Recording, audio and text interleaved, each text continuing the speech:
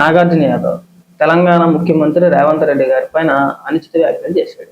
దానికి సంబంధించి కేసు నమోదు చేశారు. నిన్న అరెస్ట్ చేశారు.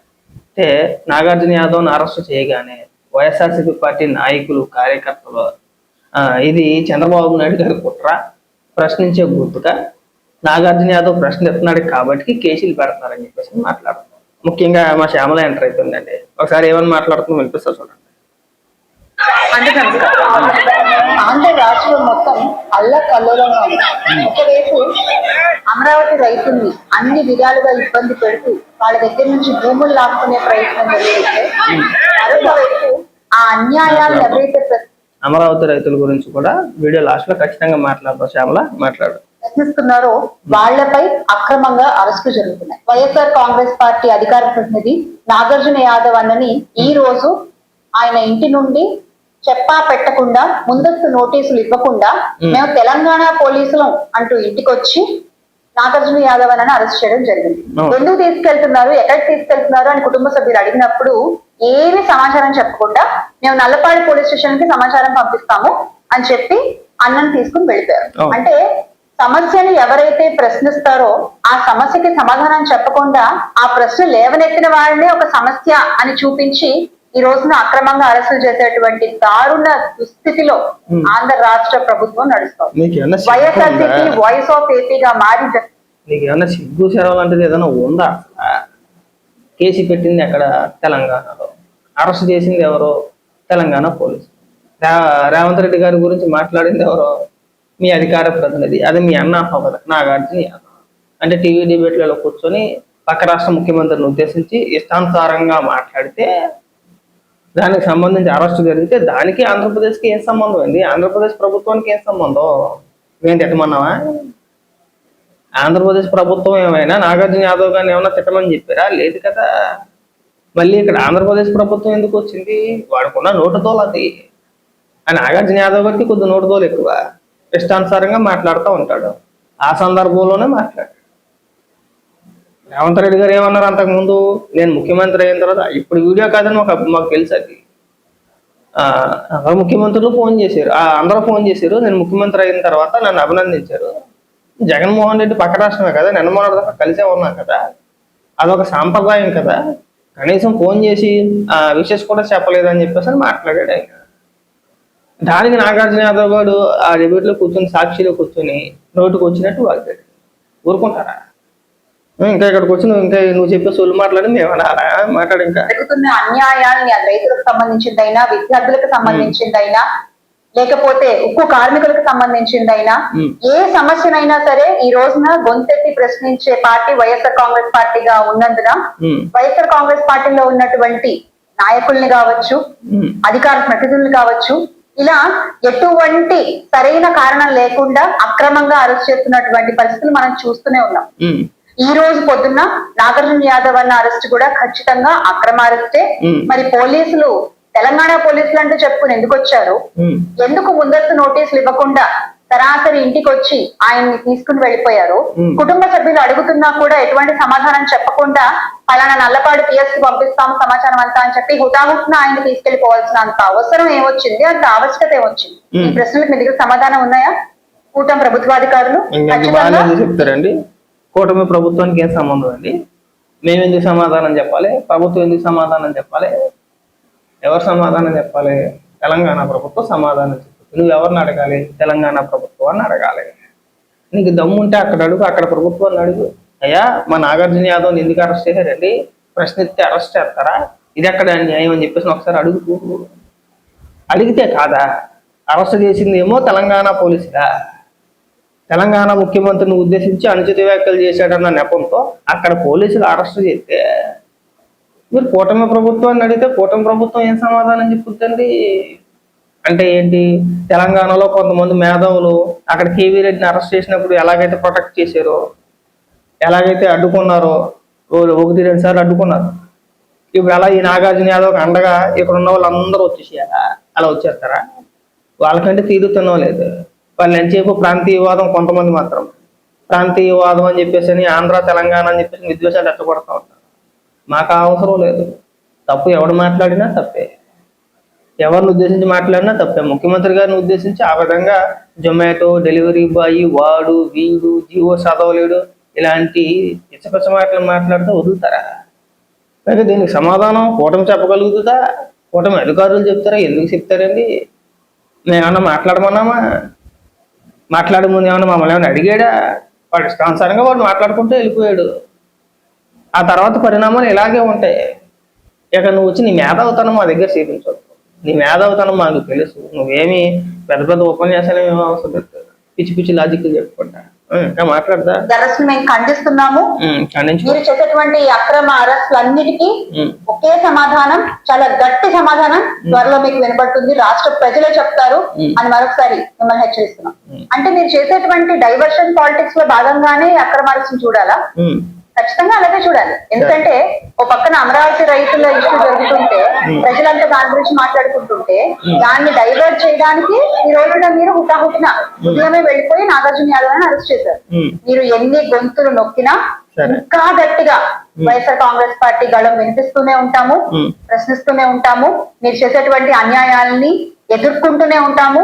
ప్రజలు కూడా ఈ రోజు వైఎస్ఆర్ కాంగ్రెస్ పార్టీకి తోడై మీ అన్యాయాలని ఖండించేటువంటి పరిస్థితి కనబడుతుంది రాష్ట్రంలో. వాడి మాటలు ఎవరికి వినిపించినా సరే మీ మొక్కకు ఎక్కడ కూర్చొని మాట్లాడాడు? జగన్మోహన్ రెడ్డి సొంత ఛానల్ అయినటువంటి సాక్షిలో కూర్చొని మాట్లాడాడు. అఫీషియల్ గా మీరే తిట్టించారు. తిట్టించిందే మీరు, మాట్లాడిపించిందే మీరు.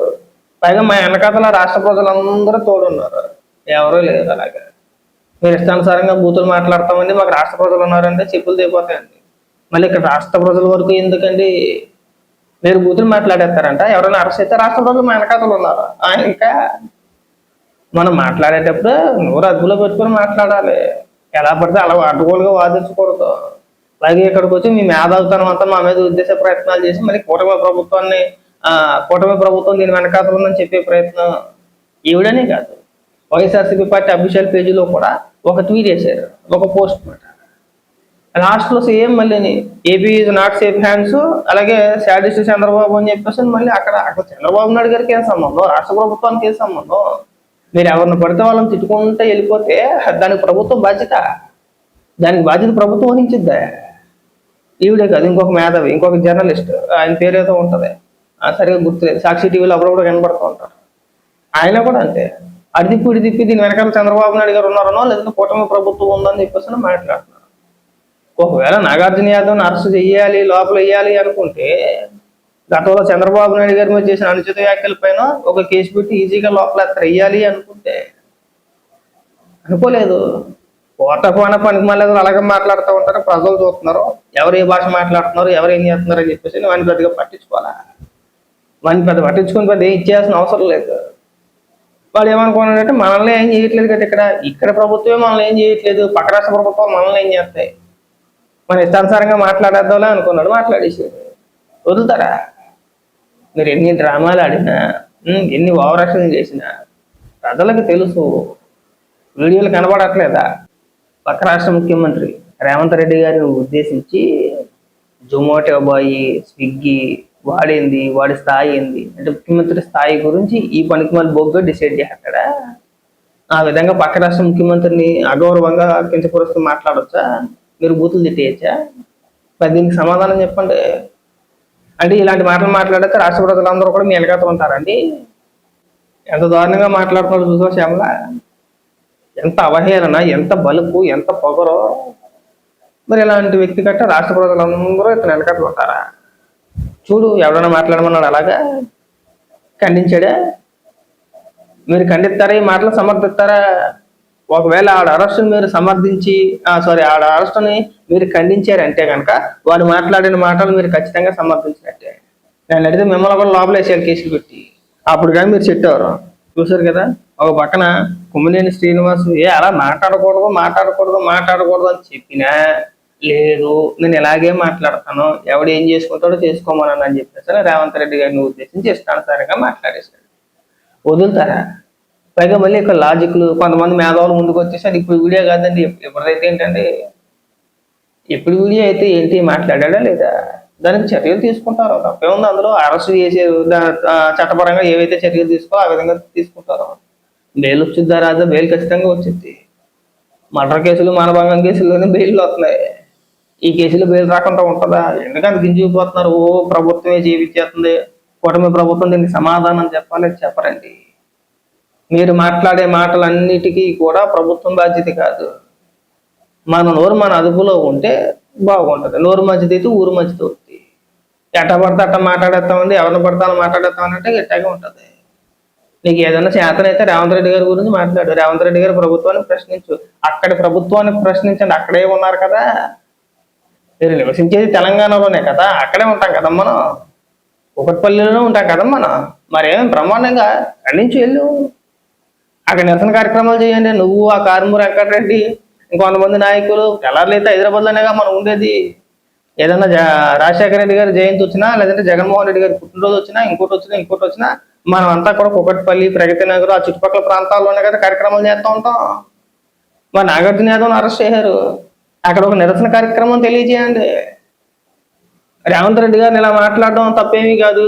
మేము నాగార్జున యాదవ్ మాట్లాడిన మాటలు మేము సమర్థిస్తున్నాం, ప్రభుత్వం తీసుకున్న చర్యలు మేము ఖండిస్తున్నాం అని చెప్పేసి అక్కడ చెయ్యండి. మీకు చేతనైతే అక్కడ చేసి చూడు, ఖచ్చితంగా మిమ్మల్ని కొట్టేస్తారు అక్కడ 100%.